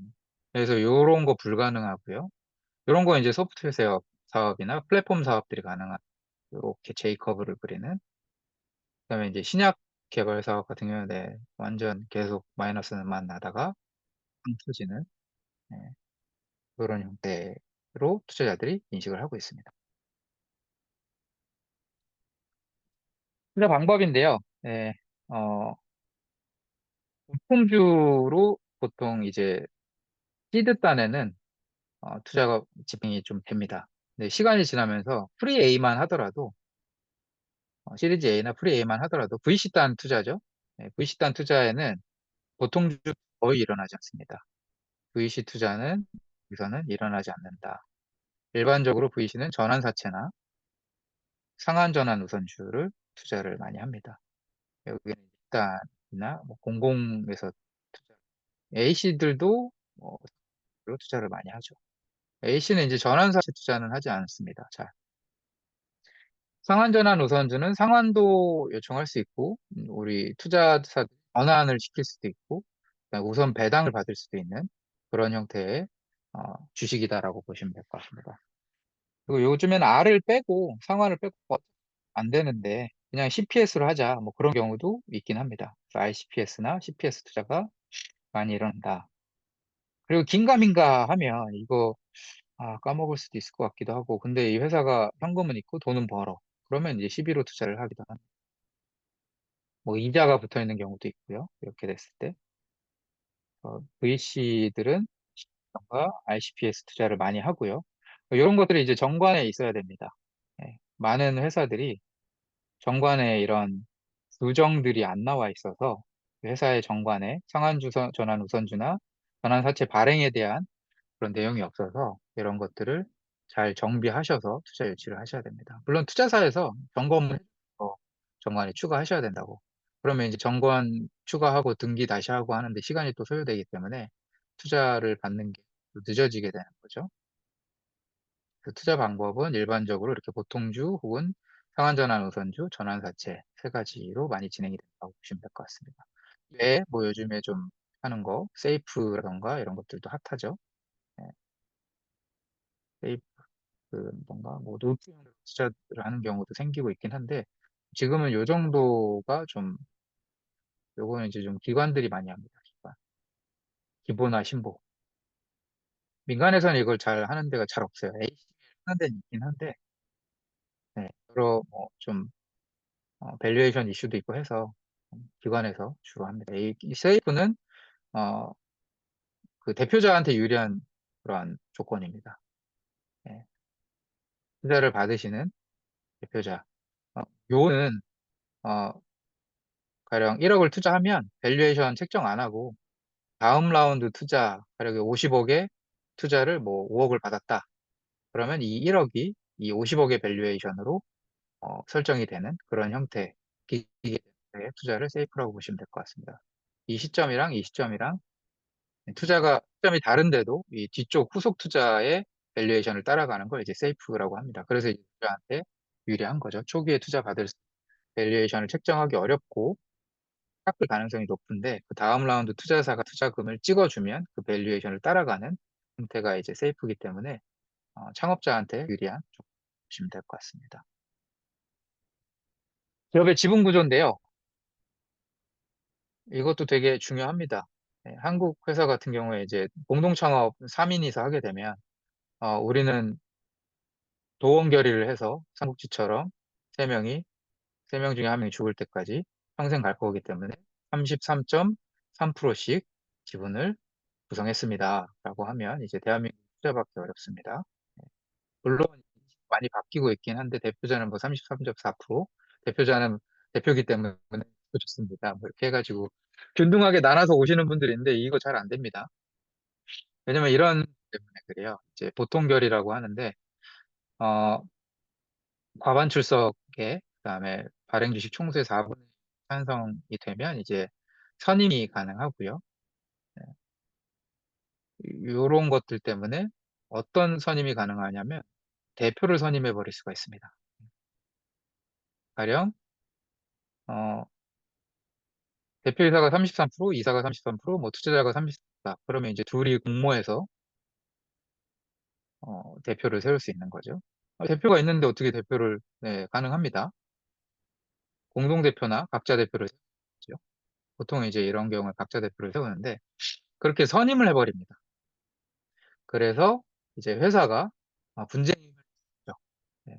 그래서 그분을 대표자한테 대부분은 몰빵을 해주는 게 대한민국에서는 좀 좋은 그런 지분 구조라고 보시면 될 것 같습니다. 물론 이 법령 개정은 지금 진행이 되고 있는 걸로 알고 있어요. 이미 상정이 돼서 올라가고 있는데 가령 미국처럼 페이스북이나 뭐 X나 뭐 여러 가지 다른 회사들 보면 대표 지분이 10%막 15%밖에 안 돼요. 근데 의결권을 10배를 줘요. 뭐 이런 거 있어요. 의결. 그 대표 지분이 뭐 가령 5%다고 쳐도 의결권 10배면 50% 있는 것과 같은 효과죠.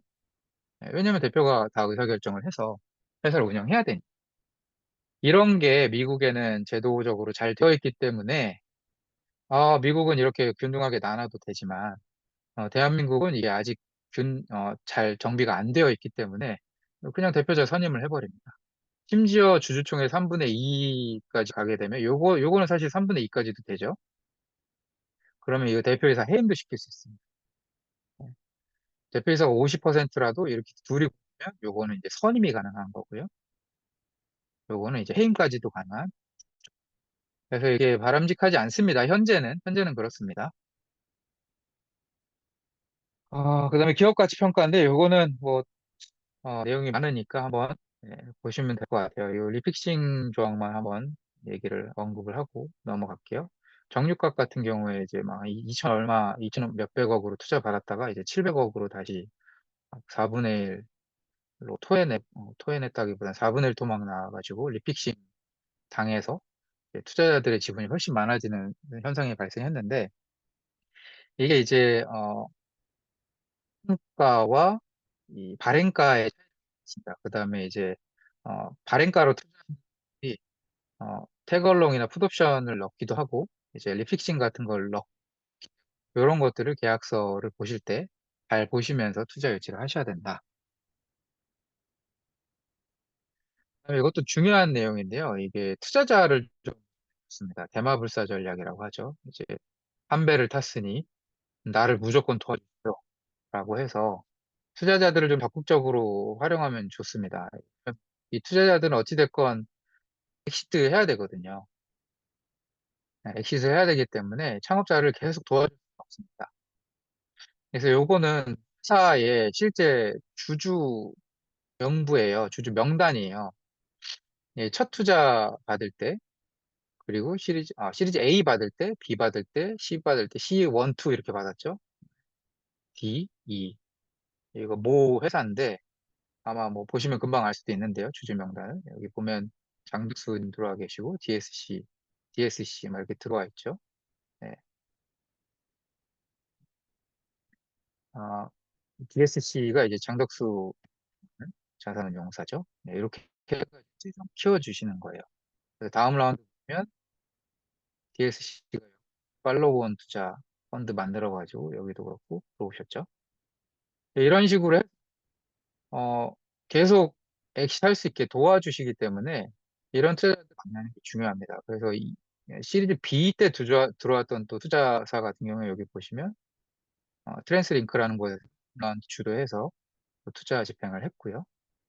이런 식으로 계속 팔로운 투자를 해주실 수 있는 분들이 있어야 돼요. 이렇게 DSC하고 이렇게 들어가고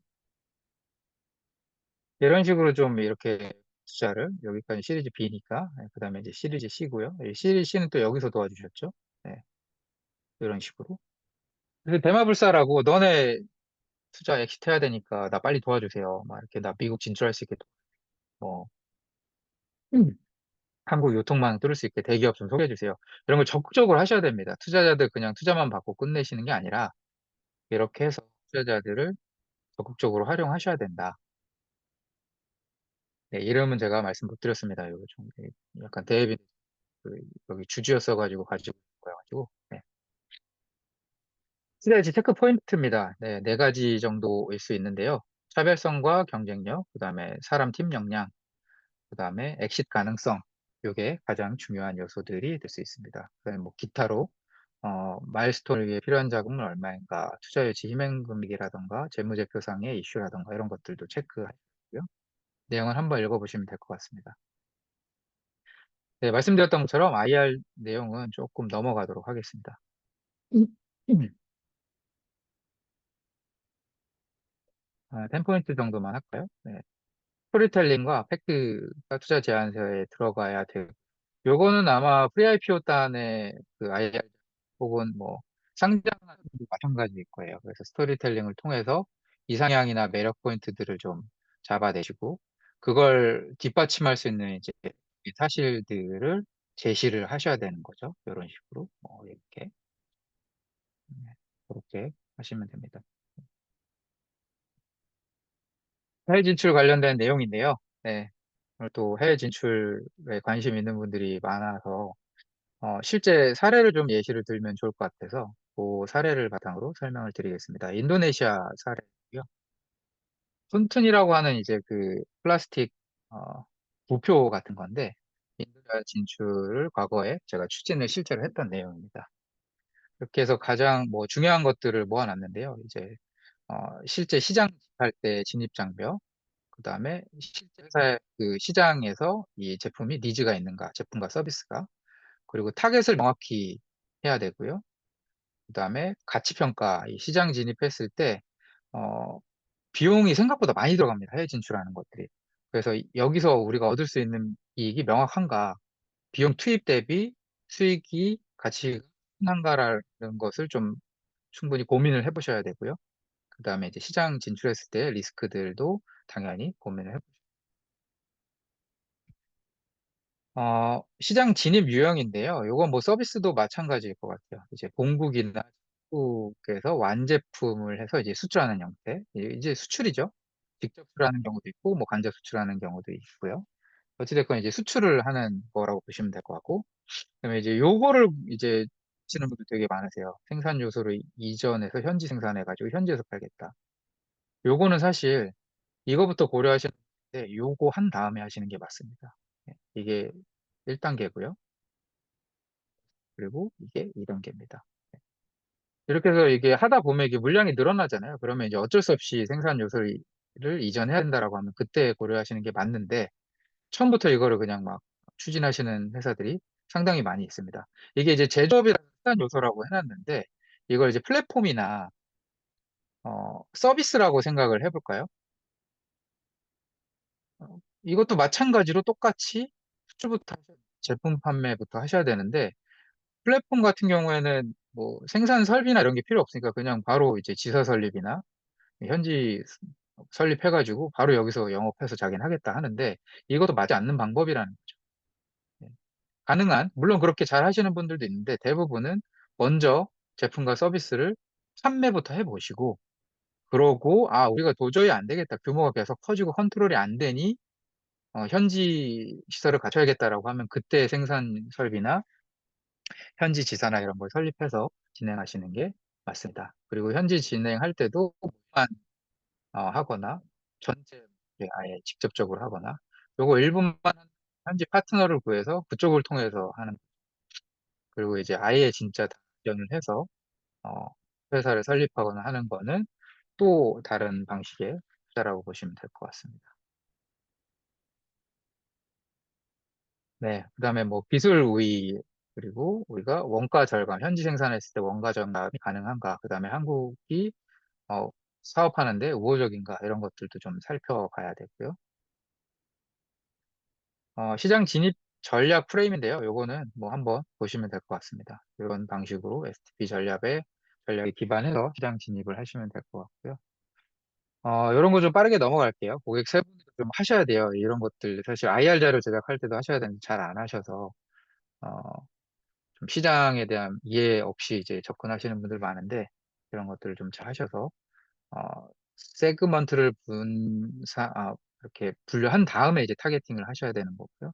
그러고 나서 이제 포지셔닝을 하시는 게 맞습니다. 네, 진짜 사례인데요. 시간이 얼마 안 남았네요. 네. 사실 사례가 가장 큰 도움이 될 텐데, 어, 사례가 그렇게 많지 않습니다. 왜냐하면, 스타트업이 해외 진출하는 게 쉽진 않아서, 물론 요즘에는 굉장히 많이 진출하고 있긴 해요. 진출하는 대부분의 회사는 스타트업이라고 하기에는 좀 이미 규모가 성장해서 진출하는 경우가 많습니다. 근데 제가 이제 말씀드리는 건 초기 기업들, 그다음에 아주 큰 성장이 아니지만 어느 정도 성장해서 진출한 사례들 말씀드리겠습니다. 실제로 저희가 투자한 회사인데요. 제가 헥사곤 벤처스 운영할 때 투자를 했던 회사고, 음, 이 회사가 인도네시아 시장에 제일 먼저 진출했습니다. 제가 그걸 직접적으로 좀 도움을 드렸었고, 실제 프로젝트도 같이 인도네시아의 첫 프로젝트, 해외 프로젝트를 공동으로 운영을 했었습니다.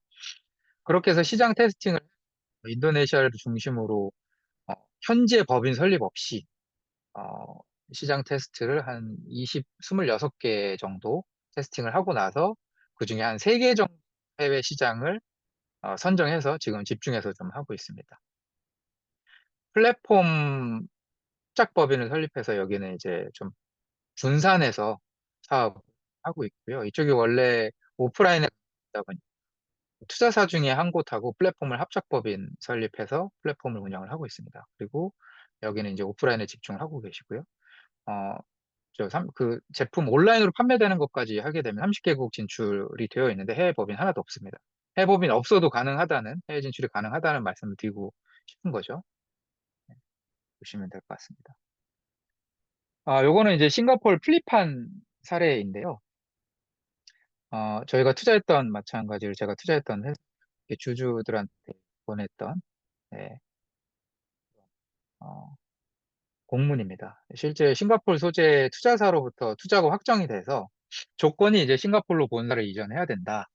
그렇게 이전해서 오면 우리가 다음 라운드 투자까지 책임지겠다라는 걸 기반으로 해서 23년도에 추진을 했었고요. 요걸 기반으로 좀 플립 가능한 국가들을 좀 설명을 드리면 일반적으로 요즘 많이 하는 플립 국가들이 싱가포르, 홍콩, 미국 이렇게 많이 진행을 하고 있고 그리고 당사가 이제 집중하고 있는 사업 대상 국가. 가령 우리는 한국에서 주로 사업하는데 플립 전혀 없죠. 네, 해외 투자를 받기도 쉽지 않고요. 요즘에 뜨고 있는 데는 이제 아랍에미레이트라든가 이스라엘, 캐나다 이런 데가 좀 뜨고 있긴 하고요. 실제 사례가 많지는 않습니다. 그리고 플립 조건은 이런 것들이 있어야 됩니다. 투자 유치. 그냥 가서 투자 유치하면 되지 않을까요? 이거 안 됩니다. 안 됩니다. 투자사가 이 사례, 너네 우리가 투자 확정했어. 실제 공문까지 다 받은 거죠. 어, 확정했으니까 투자해 줄 테니까 넘어와. 왜냐면 우리가 한국 투자를 못 해. 대부분 투자 잘 못합니다. 한 문제 바로 어, 적인 것들이 있어서. 그래서 어, 플립을 투자사가 있을 때 하는 게 맞고요. 플립은 이제 본사 이전을 하는 걸 얘기하는 거죠. 팁스를 줄 수 있는 거 질문을 하는 경우도 있는데 한국 법인에서 하시면 됩니다. 그리고 한국 법인을 팁스가 끝날 때까지. 가장 중요한 건 이제 피칭이 영어로 돼야 됩니다. 비즈니스 의사소통도 가능해야 되고, 저는 뭐 대표는 잘 못하는데, 뭐 좀 잘하는 친구 고용해서 하면 되지 않을까요? 뭐 대표님이 그런 얘기 하는 경우 있는데, 네, 왜 불가능한지는 뒤에서 다시 한번 설명드릴게요. 그리고 플립한다면 언제든 한국으로 다시 돌아올 수 있다는 생각을 하셔야 됩니다. 이거 돈만 버리고 그냥 돌아오는 경우 대부분입니다. 한 90% 그냥 돌아옵니다. 그리고 쿠키 같은 경우는 실제로 플립을 진행, 과 주식을 미러링, 이제 두 개, 한국 주식과 미국의 주식 주주들을 이제 일치시키는 그런 작업을 하다가, 하다가 1,000만 원 날리고 중단하고 한국으로 그 이유가 이제 다음 라운드 투자를 검토하던 곳에서 너네 플립하면 우리 투자 못한다. 투자 안 하겠다. 라고 해가지고 그럼 너네 투자 얼마 할래? 그리고 그 다음 라운드까지 니네가 책임질래? 라고 해가지고 그 약속을 받고 제가 잘 아는 투자사여가지고 그런 커뮤니케이션을 좀 주도해서 좀 해줬죠. 그럼 확답을 받고 플립을 중단했습니다. 플립 중단하던 비용, 뭐 변호사 비용이나 뭐 회계사 비용 이런 거 한 1,000만 원 날리고 중단한 거죠. 이 이유는 우리나라 모태펀드가 해외 투자를 못하게 되어 있습니다. 네, 막혀 있습니다. 모태펀드가 우리나라 벤처 투자 시장의 대부분의 비중을 차지하고 있고 그게 중심이 된다 그랬잖아요. 근데 그 자금이 투자를 못하기 때문에 그 펀드를 운영하던 곳에서 그렇게 얘기를 한 거고 그것 때문에 한국으로 다시 복귀를 한 겁니다. 네. 근데 이게 25년부터 법령이 정비되면서 이런 사례들은 이제 조금씩 나오기 시작할 것 같아요. 어떤 게 정비가 됐냐면 모태펀드에서 운영하는 펀드를 운영하더라도 어, 그리고 해외의 법인 대표자가 한국 사람이면 가능한 한국 사람이라면 해외 투자가 가능하고 주목적으로 인정해 주도록 규제가 정비가 됐습니다. 네, 이미 정비가 됐고 그럼에도 불구하고 아마 쉽지는 않을 거라고 생각은 듭니다. 이제 기존에 투자를 했는데 뭐 해외로 나가겠다라고 하는 거는 동의 정도는 해줄 수 있겠지만 신규 투자를 하는데 이런 형태의 투자다라고 하면 쉽지 않을 수 있습니다. 그래서 다음 사례를 말씀드리면 어제 만난 따끈한 회사의 소식인데요. 이거는 저희가 투자한 회사는 아니고 최정암 진단회사 엑소 디스커버리라는 곳인데 미국 플립을 이미 완료했고 기존 투자자들도 이제 미국이랑 같이 주식과 미국만 해서 현재는 미국이 모회사고 한국이 100% 자회사로 있는데 미국 모회사의 지분을 한국 투자자들이 가질 수 있도록 그렇게 하고 있습니다. 근데 투자 유치를 두 곳을 다 하고 있습니다. 그래서 한국에 투자받은 투자사들은 향후에 미국 모회사 주식으로 교환해주는 조건으로 투자 유치를 하고 있고요.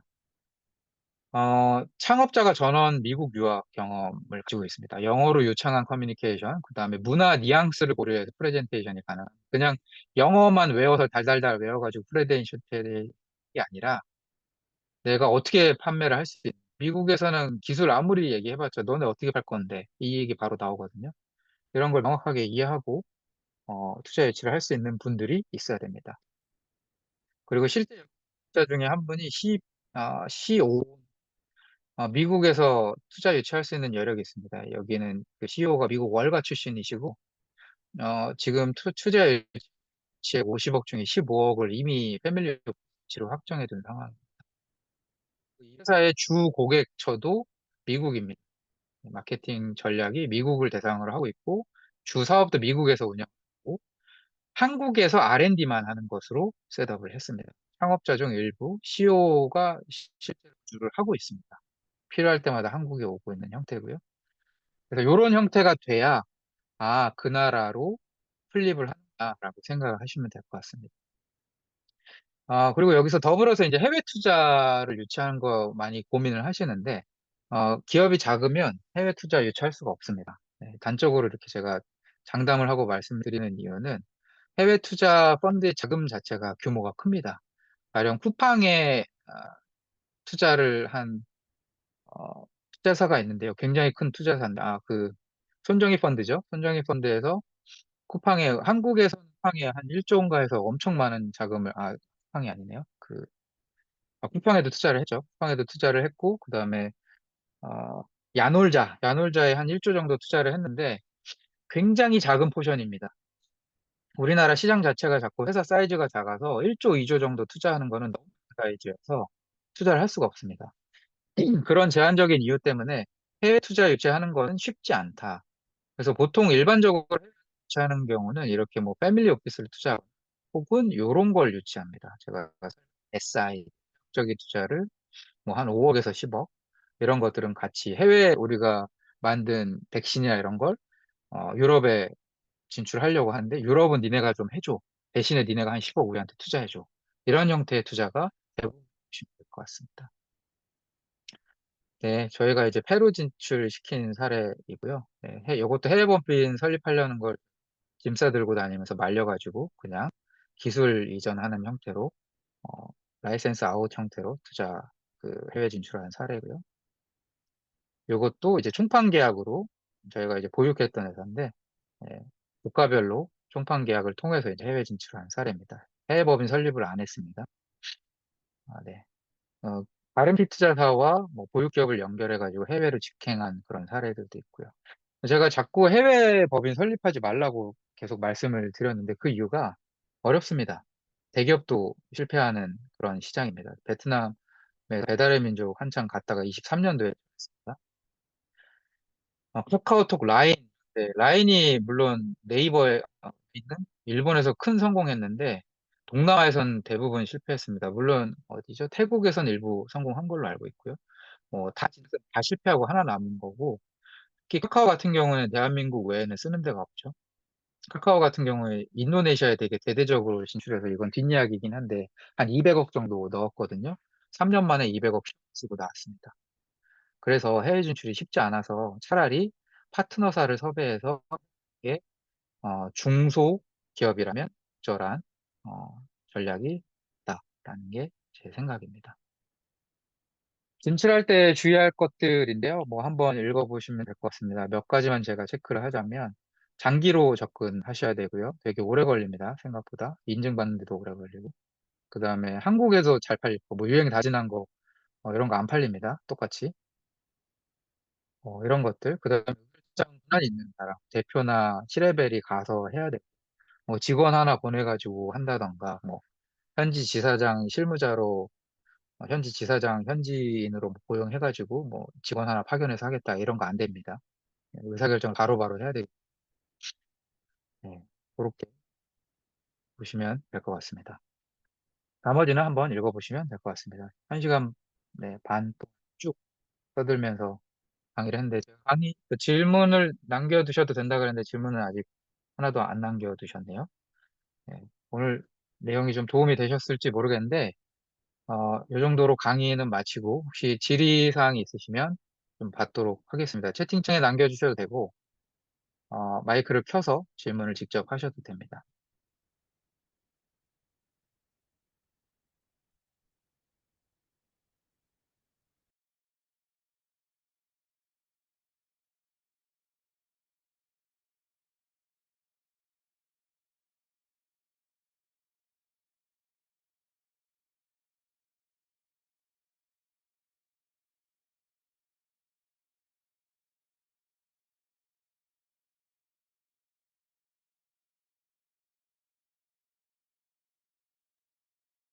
네. 질문이 하나 나왔는데요. 이게 안 보이시는, 나중에 녹화본을 보시는 분들은 안 보이실 거라 읽어드리면, 투자하신 곳에서, 투자하신 곳 중 해외 장기적으로 잘하고 있는 업체 사례가 있나요? 라고 질문을 주셨는데, 그럼요. 물론 있습니다. 아까 말씀드린 사례들인데요. 음. 뭐 저희가 투자한 사례지만 좀 허심탄회하게 솔직하게 말씀드리면, 요 페루 진출은 결론적으로 실패했습니다. 그래서 제가 해외 법인 못 설립하도록 막았던 게 잘 된 거죠.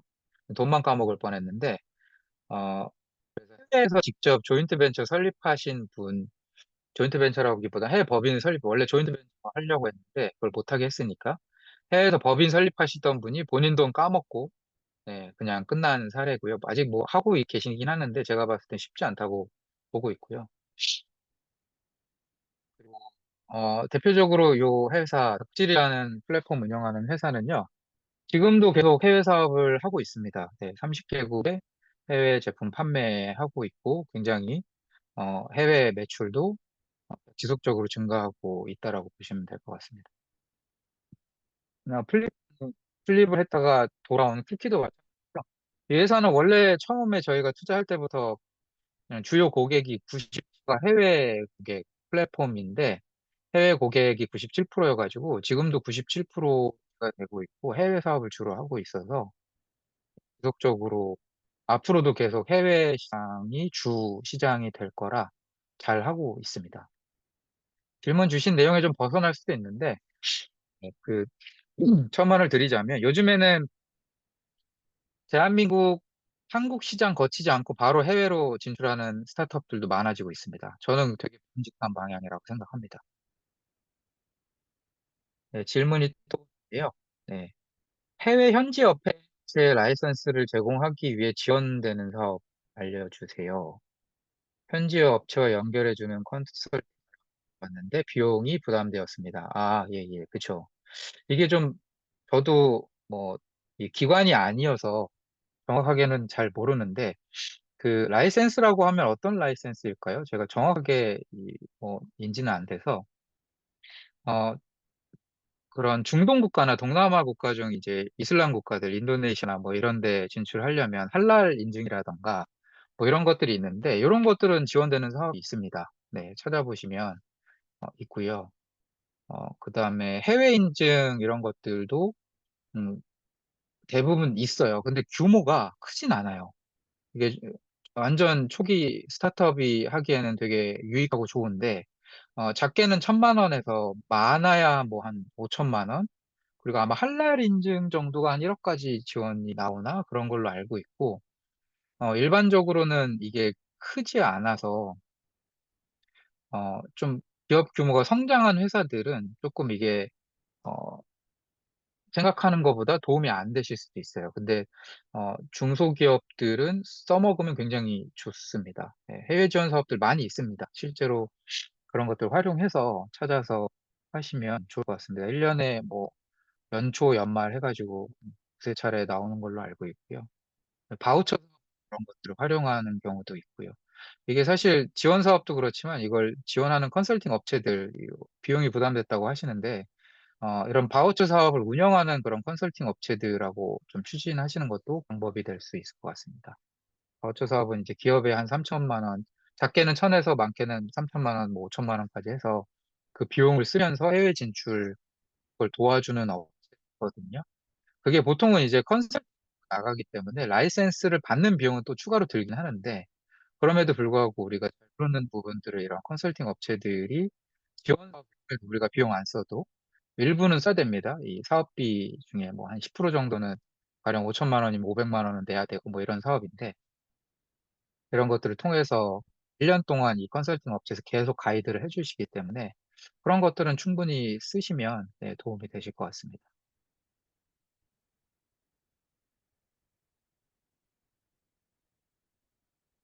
제가 그 마지막에 이 써놓은 거를 읽어보시고 질문을 또 하나 주셨는데요.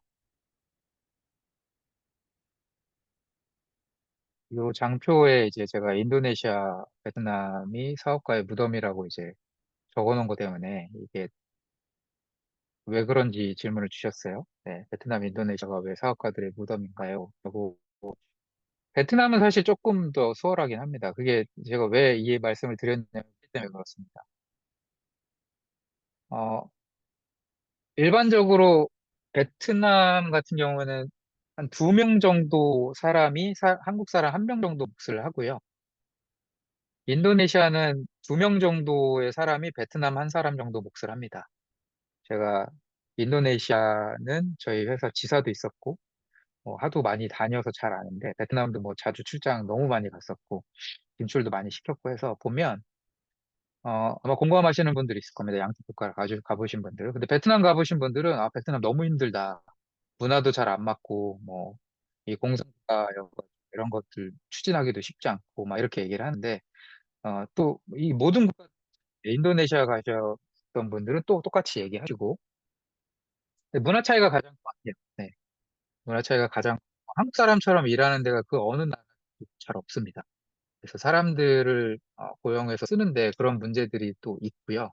인도네시아 시장을 좀 더 어렵게 보는 건, 베트남은 그래도 유교 문화권이에요.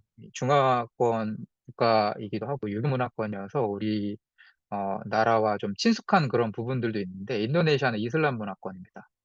이건 대한민국 사람들이 아무리 이해하려 그래도 이해할 수 없는 그런 문화권이어서 그다음에 여기가 네덜란드 지배를 500년 동안 받았거든요. 그래서 어, 사고방식이 체계가 완전 다릅니다. 이슬람 문화에다가 유럽 문화까지 있어가지고 어, 대한민국 사람들이 전혀 이해할 수 없는 시장입니다. 그래서 이제 많이들 돌아가십니다. 가령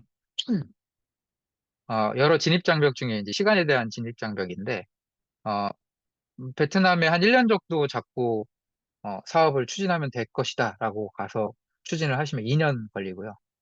인도네시아에서 한 1년 정도 추진하면 되겠다라고 해서 가시면 3년 걸립니다. 네. 그래서 제가 이 장기로 보고 접근한 체크 포인트 중에 5년에서 10년 보고 접근하라고 한 게, 이런 이유들 때문에 생각보다 시간이 오래 걸립니다. 근데 보통 대한민국 승부 보려고 하죠. 네, 승부를 1년 안에 봐야 된다고 생각을 하는데 절대 불가능합니다. 해외 진출. 그래서 이제 무덤이 많이 됩니다. 네, 설명드리는 나왔는데요. 단순 경제 수치로는 인도네시아가 베트남보다 한 단계 위인 것 같은데 실제 소비력이 그 정도 있을까요? 라고 질문을 주셨어요. 인도네시아는 베트남보다 초기 비용도 높아서 자본금이나 이런 것들. 네, 맞습니다. 네. 실제 소비력이 그 정도 있는가는 어, 그렇다라고 말씀드릴 수 있어요. 인도네시아가 자본금액이라고 하는데 수도권 1인당 그 GDP는 이미 10,000불을 넘었습니다. 네. 그래서 소비력은 충분히 있는데 또 봐야 되는 게 고소득층이 많아서 그런 거고요. 여기도 지금은 베트남이랑 그렇게 차이가 많이 안 납니다. 베트남이 한 40 정도 하는 걸로 알고 있고, 인도네시아가 지금 한 50만 원, 55만 원 정도 하는데, 최저임금이 그 정도이면 자카르타에서 생활이 불가능합니다. 그래서 자카르타 주변 지역에 살면서 오토바이로 자카르타로 출근을 하고요. 그런 친구들은 50만 원을 저축을 절대 못하는 구조, 어, 소비력이 높은가라고 생각을 해보면, 만약에 하이엔드 비즈니스를 한다라고 하면 인도네시아가 훨씬 더 소비력이 높습니다. 왜냐하면 베트남은 어찌됐건 공산국, 물론 거기도 부자들은 엄청난 부자지만 인도네시아만큼 그렇게 격차가 아주 크게 벌어져 있진 않아요. 평준화가 어느 정도 돼 있어요, 베트남은. 물론 당연히 부자는 엄청 부자입니다. 근데 상대적으로 인도네시아는 격차가 엄청 큽니다. 네, 잘 사는 사람들은 어마하게 잘 살기 때문에 만약에 내가 그런 시장을 공략할 것이다라고 하면 어, 소비력이 충분히 받쳐줄 겁니다. 근데 그게 아니면 가성비로 가는 게 맞습니다. 베트남도 인도네시아도 그렇고. 왜냐하면 뭐 베트남도 그렇고 인도네시아도 그렇고 둘 다 중국산 제품들이나 서비스들이 이미 많이 있어서 우리 제품과 서비스 기술이 너무 좋으니까 우리는 무조건 비싸게 팔 수 있습니다. 이거 안 통합니다. 왜냐하면 소비력이 아직 떨어지기 때문에. 예, 적절한 답변이 됐는지 모르겠습니다.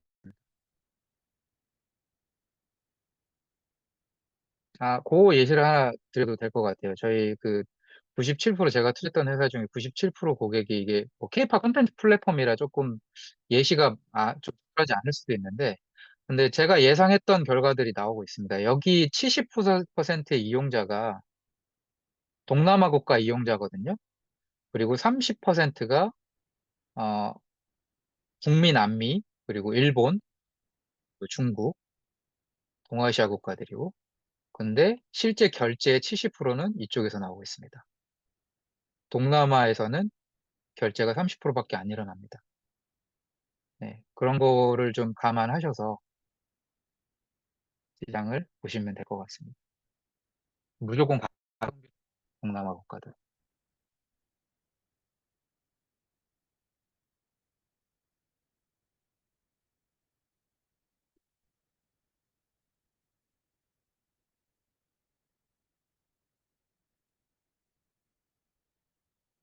네, 한 세 분 정도가 한 네 개의 질문 정도를 주셨는데, 네, 대부분 답변은 잘 들었는지 모르겠습니다. 제가 할 수 있는 잘 들었습니다.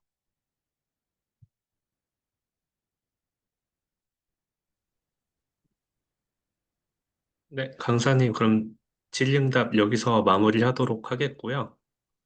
네, 네, 알겠습니다. 수고해주신 강사님께 다시 한번 감사 말씀드리겠습니다. 네, 수고 그리고 많으셨습니다. 어, 네, 감사합니다. 그 질의응답 남겨주신 분 중에 P님이 그 업체명과 담당자분 성함이 보이지 않으시는데 이거 나중에 알려주시면 저희가 소정의 커피 쿠폰 보내드리도록 하겠습니다. 그다음에 12시부터 1시까지는 점심시간이고요. 오후 1시부터 지식재산권 관련해서 법무법인 DLG의 황혜진 파트너 변호사님께서 강의 있을 예정이니까 그때 많이 참여 부탁드리겠습니다. 네, 감사합니다. 네, 오랜 시간 수고들 많으셨습니다.